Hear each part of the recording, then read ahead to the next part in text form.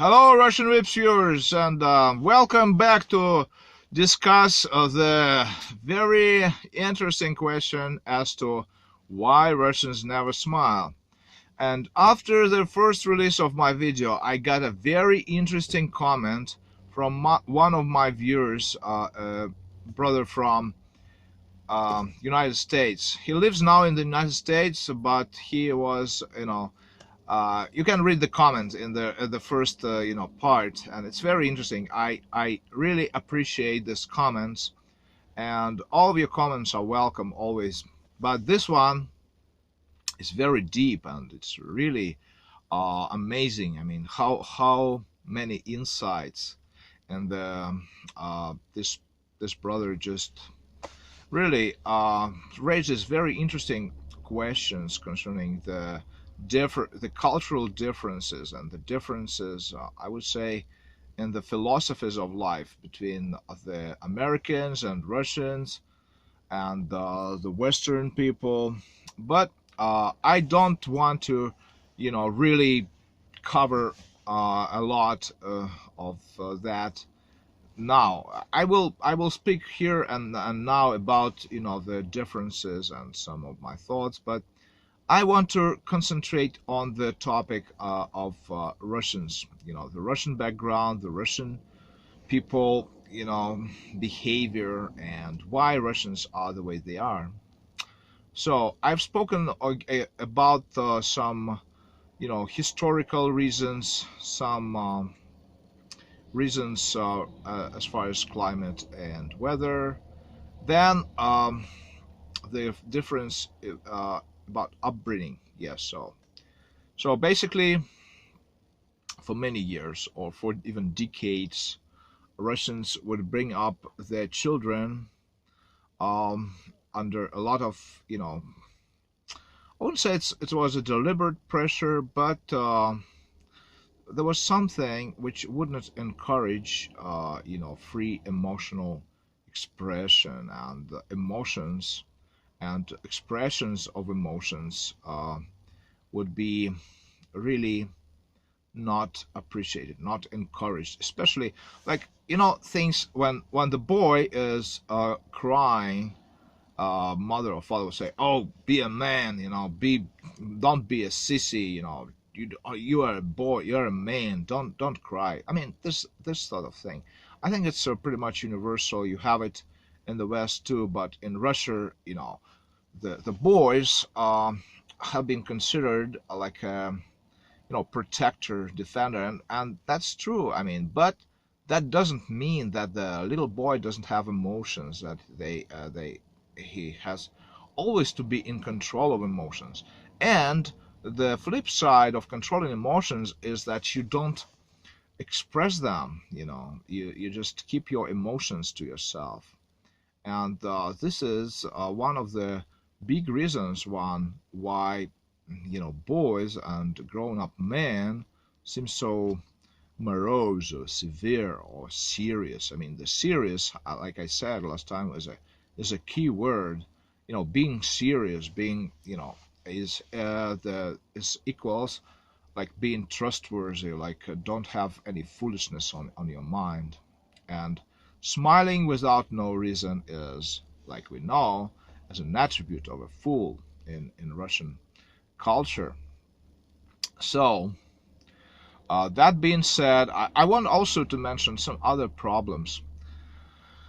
Well, I've been a student of psychology recently, and been reading and viewing a lot of psychological findings and theories about neurosis. And I think in Russia we have a big problem with that, because a lot of people, the way they've been brought up, the way they were treated as children, or the way they were sometimes mistreated, they grew up with a lot of psychological problems and a lot of neurosis going on, meaning the relationship in the families, half of the marriages end up in divorce, and a lot of children grow up with incomplete families, only mothers. So mothers raise children, tried to raise them as boys, but having no role model.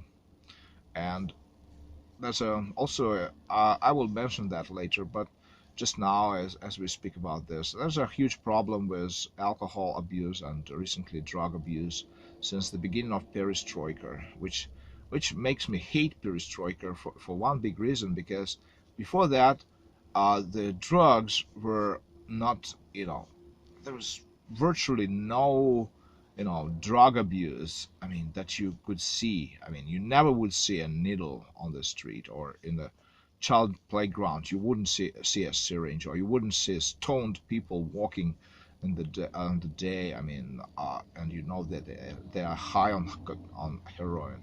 So before that, there was some drug abuse, but that was somewhere. I mean, it was hidden. You wouldn't ever, witness it, or it was not an issue at all. After perestroika, that became more and more, a problem, and now it's a huge problem.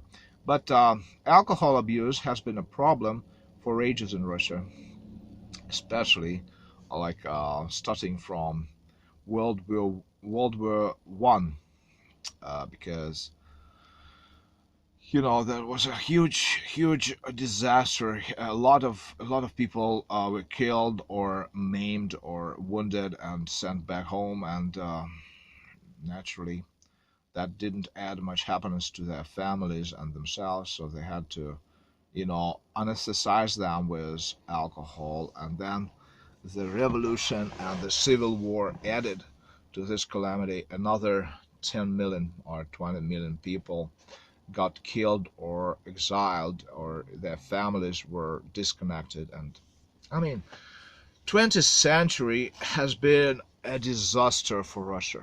It's really fucked up a lot of people's lives. And I mean, I think it's one of the hugest reasons that Russian people for many decades have been depressed and have been really there is so little reason to rejoice. I mean, so little reason to smile. But Russians still retained their good humor, because without that, it would be impossible to rebuild the country, rebuild their whole homes after the First and the Second World War, after the Revolution and the Civil War, and of course after the Second World War.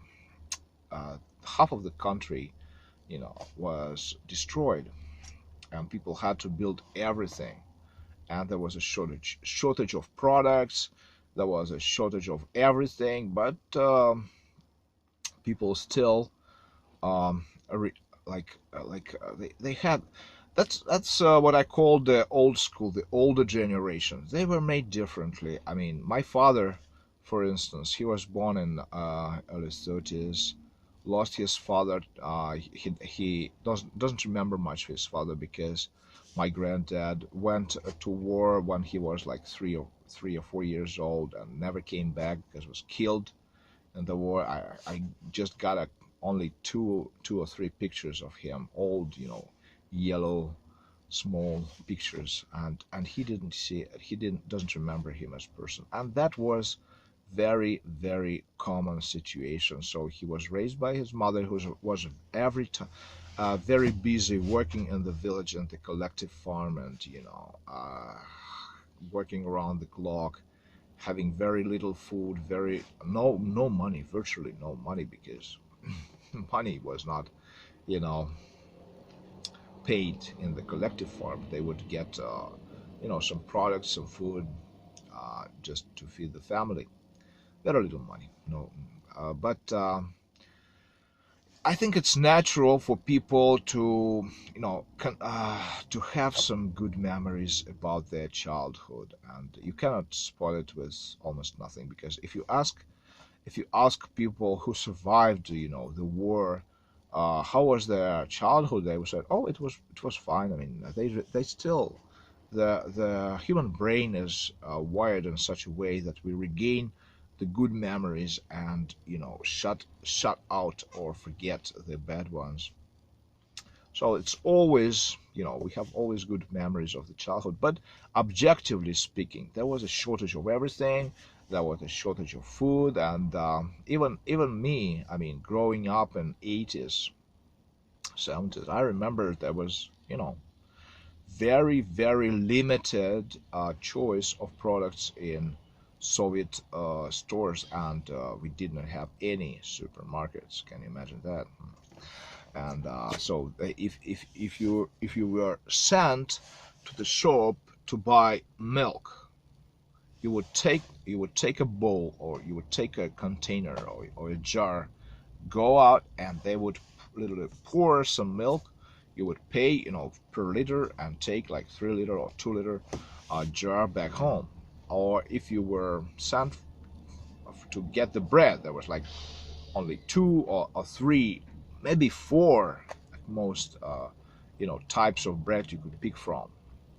There was, and I mean, there was no need to have supermarkets, because there was no goods. I mean, no products. I think the only place, or just one of the very few places where everything was more or less available, was Moscow. I mean, people from all over the country would go to Moscow for shopping. It was like one big department store, supermarket. You would get some goods imported from other countries, and get some food, which you wouldn't meet in the regular store somewhere, 100, 200 kilometers from Moscow, or 1,000 kilometers from Moscow. Like a bread, sorry, bread was available everywhere. That was one thing which was cheap and available. And so I think it also had an influence on the Russian upbringing. Another thing, I was speaking last time about children, growing up in Soviet Union, and I think one of the major reasons for child neurosis is not being able to spend enough time with parents, especially the mothers.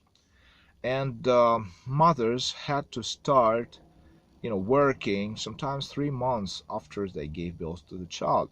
I know this sounds common now to the United States viewers, and I think it's wrong. It's fucking wrong, because little children, they need contact with their mother, and if you don't have that, you ruin the child's psyche, and that will have an influence later.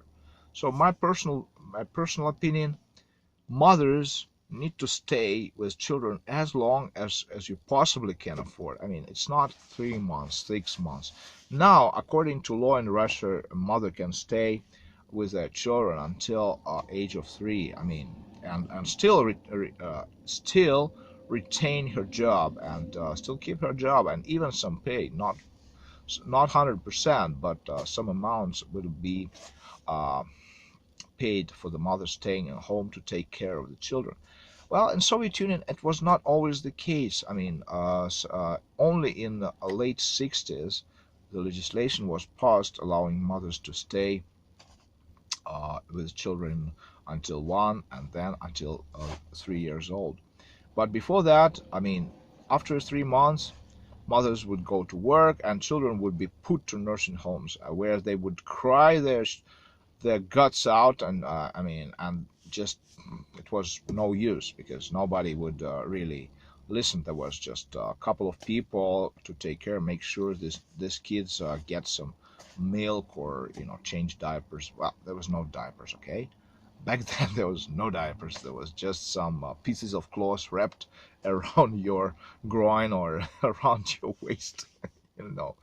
And you can imagine that what kind of care was taken of the poor kids back then, me included. Maybe that's one of the reasons I speak about this, because it's my personal experience. So, and Soviet people had to work. I mean, everybody had to work, first of all. I mean, there was no option. Not to work was a crime. Officially, you would go to jail if you unless you had a permanent job, which some people wish they had now. But unemployment is just the flip side of that. So I started talking a lot about the Russian and the Soviet life, but unless I tell that, unless I think it would be difficult to really understand the background and understand why Russians are the way they are. I mean, they have probably the just to put it in a nutshell. I mean, there's so many things Russians have on their mind, and it's been conditioned this way to. In a nutshell, I think we are more or less. It can be. We are different. I mean, we are different. There's no question about this. I think we are less.